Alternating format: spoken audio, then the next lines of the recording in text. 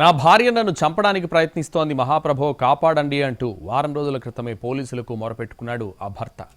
కానీ యథావిధిగా పోలీసులు లైట్గానే తీసుకున్నారు. సీన్ కట్ చేస్తే భర్త ఊహించిందే నిజమైంది. వారం రోజుల తర్వాత భార్య అతన్ని హత్య చేసింది. ఈ ఘటన హైదరాబాద్ కూకట్పల్లి హౌసింగ్ బోర్డులో సంచలనం కలిగిస్తోంది. ఇక్కడ చూడండి, ఈ ఫోటోలో ఉన్న వ్యక్తి పేరు సుధీర్ రెడ్డి.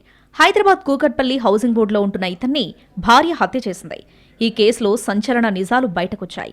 వివాహేతర సంబంధానికి అడ్డుగా ఉన్నాడనే కారణంతో భార్య ప్రసన్న భర్తను అత్యంత క్రూరంగా హత్య చేసింది. డిసెంబర్ 24న జరిగిన ఈ ఘటనను మొదట సహజ మరణంగా చిత్రీకరించే ప్రయత్నం చేసినప్పటికీ పోలీసుల లోతైన విచారణలో అసలు నిజం నిగ్గుతేలింది. ప్రియుడి మోజులో పడి కట్టుకున్న భర్తను చున్నీతో ఉరేసి చంపినట్లు ప్రసన్న పోలీసుల ముందు అంగీకరించింది. ఈ హత్య వెనుక ఉన్న క్రైమ్ యాంగిల్ పోలీసులను సైతం విస్మయానికి గురిచేసింది. తన భార్య ప్రవర్తనపై అనుమానం పెంచుకున్న సుధీర్ రెడ్డి ఆమె వల్ల తన ప్రాణాలకు ముప్పుందని హత్యకు వారం రోజుల ముందే పోలీసులకు ఫిర్యాదు చేశారు.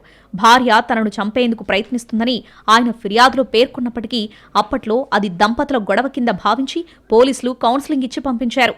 అయితే భర్త తనను నిరంతరం గమనిస్తున్నాడని, తన వ్యక్తిగత సంబంధాలకు ఆటంకం కలిగిస్తున్నాడని భావించిన ప్రసన్న పక్కా పథకం ప్రకారం ఆయన నిద్రిస్తున్న సమయంలో చున్నీతో గొంతు బిగించి ప్రాణాలు తీసింది. హత్య జరిగిన తర్వాత ఏమీ తెలియనట్లుగా ప్రసన్న ప్రవర్తించింది.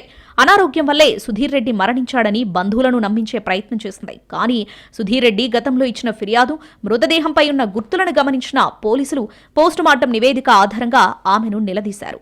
పోలీసుల ఇంటరాగేషన్లో ఆమె పొంతనలేని సమాధానాలు చెప్పడం, చివరకు నేరాన్ని ఒప్పుకోవడంతో అసలు మర్డర్ మిస్టరీ వీడిందే. ఈ కిరాతకానికి పాల్పడిన ప్రసన్నను అరెస్ట్ చేసిన పోలీసులు ఆమెను రిమాండ్ నిమిత్తం సంగారెడ్డిలోని కంది జైలుకు తరలించారు.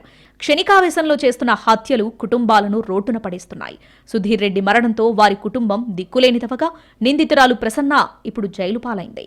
ఈ కేసులో ఆమెకు సహకరించిన వారు ఎవరైనా ఉన్నారా అనే కోణంలో కూడా పోలీసులు ఇంకా విచారణ కొనసాగిస్తున్నారు.